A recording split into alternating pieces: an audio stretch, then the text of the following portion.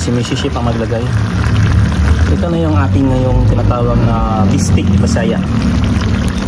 Sa Tagalog ay bistik, pero sa anong tunay na tawag nito, pork stick. Napakasarap. Kasi alam mo bakit lumabas yung sarap niya? Ang idea po dyan, yung gagawin nyo, damihan yung kalamansi kapag marinate. Pag marinate tayo, lagyan natin ng ito yung ano, spicy, tsaka maraming garlic mines. Saka maglagay tayo ng paminta. Ang lulutuin pala natin, ito ay pork stick o bistik, Bisayang stick. Bitsin. Ito, ano na to, upgraded na to na beef stick. Magic. Toyo. Hindi na tayo mag-asin dito ha. Ang gagamitin natin dito ang patis, toyo at saka oyster. Maglagay tayo ng sugar. Ang sugar natin mga 2 kutsara, white sugar ginamit ko. Yan. Saka maglagay tayo ng kalamansi. Ang kalamansi natin kalahating cup. 2 kilong karne. Maglagay tayo ng oyster sauce. Ayan. Tapos maglagay po tayo ng anting-anting. Estimate lang. Ang gano'n lang karami. So ang gagawin natin dito, mamarinate natin to siya. Mamarinate natin ng mga 10 minutes. Kasi nag-aantay pa ako ng gas. Tama lang siguro. Pag-deliver ako na outdone ako ng gas. Ito na yung tsura ng ating pork stick. Alam mo ba ang ano nito? Sasabihin ko na sa inyo. Gusto niyo talaga ma-achieve yung lasa ng pork stick o beef stick o chicken stick. Damihan yung kalamansi. Diyan lalabas yung sarap niya talaga. Sundin niyo. Igisa na natin tong ating lamas. Yung nilagay ko mantika, yung pinapirituan ko sa baboy. Yung lamas niya, luya, bombay, saka garlic.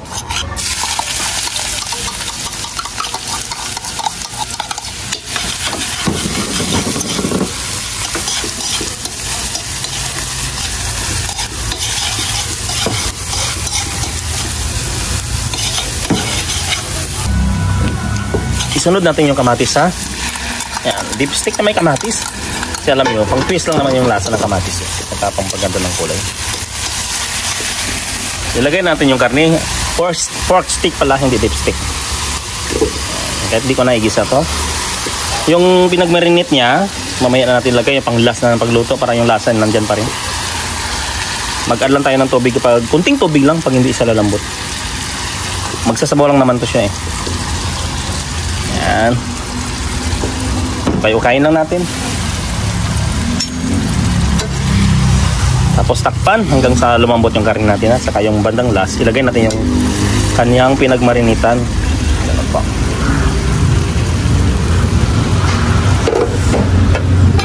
Okay. Mayroon tayong side dish ngayon. Yung ano, mag semi-kilo tayo ng pepino, may kamatis, may labuyo, may white onion. Saka yung sahog natin dito, yung ginprito ko na pork chop, yung sobra doon sa pork stick natin. Lagay na natin to. Hiniwa-hiwa ko lang ng pino ha. Yan, ganyan. Timplahan na natin.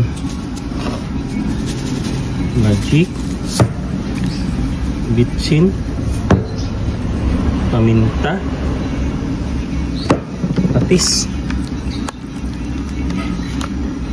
asukal, suka. Pero maglagay tayo ng asukal. Damihan natin ng asukal kasi yun ang asukal magbabalance.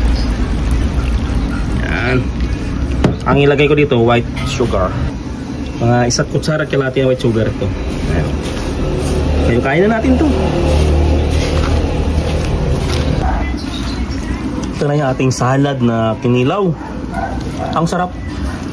Ang kailangan dito, gusto mo talaga makuha yung sarap niya, more on sugar mo. Balance sa suka.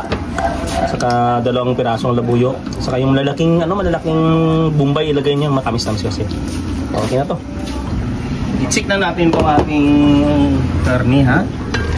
Ayun, kailangan natin kayo-kain to. Pag diba nagsabaw lang siya. Kung malapit pa siya mamay matuyo, luto na. Saka natin ilagay yung ano. Matalong tayo. Ilagay na ito yung kanyang marinitin. Pinabarinitan.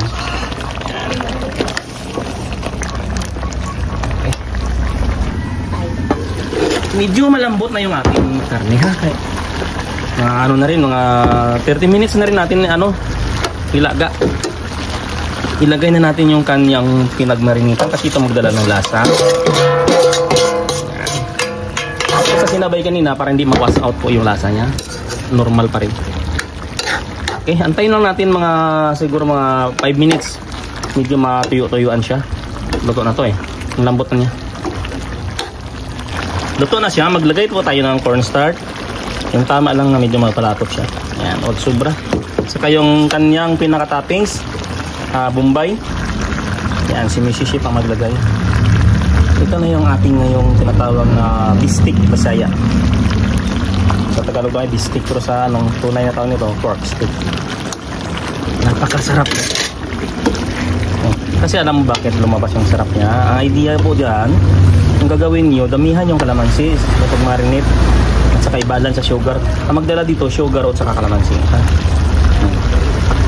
Ito naman yung bagong menu natin na naturo natin sa inyo. Napakasimple pero napakasarap.